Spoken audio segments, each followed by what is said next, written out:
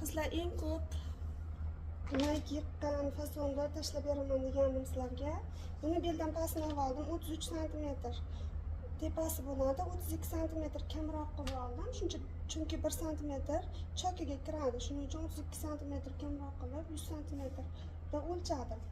Shunda etek kengligiga 40 sm hamma joyini kromkadan boshlab 40 sm buklab chiqamiz va tepa qismini 35 sm qildim men zborka uchun tepasi. Sal qiyraxonroq bo'lib ketmasa, nima bo'lib qoladi? To'rtburchak fason bo'lib qoladi. Endi xuddi shuni yengini bichib olamiz. Eng asosiysi katta qismdan boshlash kerak, chunki materialni yetkazolmay qolishlari mumkin.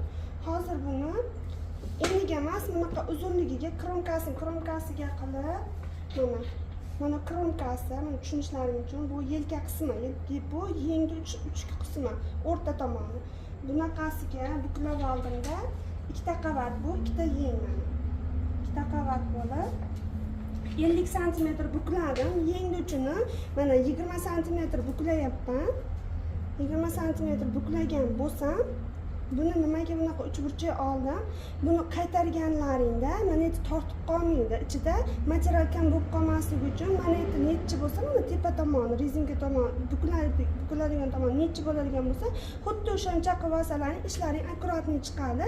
23 bo'ldi menda, bu yog'ini ham 23 qilib oldim.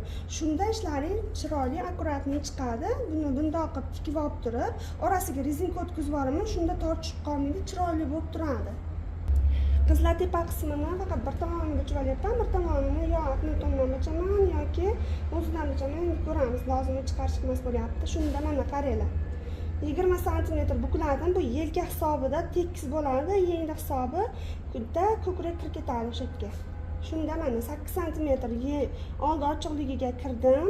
To'rtburchagiga 12 sm tushdim, uchburchagiga 15 sm tushdim. Shunda birlashtirib oldi ochiqligi bu 5 sm tepadan 5 sm orqa o'yindiga tushdim. Xuddi shu 8 sm. Xohlasalang oldi qilasan, xohlasalang orqa qilasan. Bu o'yilishi 33 sm bo'yi bo'lyapti. Yelkaga 3 sm tushdim. Shunda birlashtirib, mana 8 sm bilan birlashtirib qo'ydim. Endi buni kesib olamiz. Tayyor holatini ko'rsatib beraman. Qizlar, yana mana bitta sekret joyi, mana shu yerda mana to'rtburchak bo'lib qolyapti. Agar xuddi shu holatda, tekis holatda tikadigan bo'lsalaring, ko'ylaklar vaqtin bardek bo'lib chiqadi. Yaxshi chiqmaydi mana. Buning uchun nima qilishimiz kerak? Mana shu holatda eng oson usuli. Mana shu holatda mana bunday bukamiz. Bukib turib, xuddi shu holatda kesib olamiz. Mana kesganimizda o'zi mana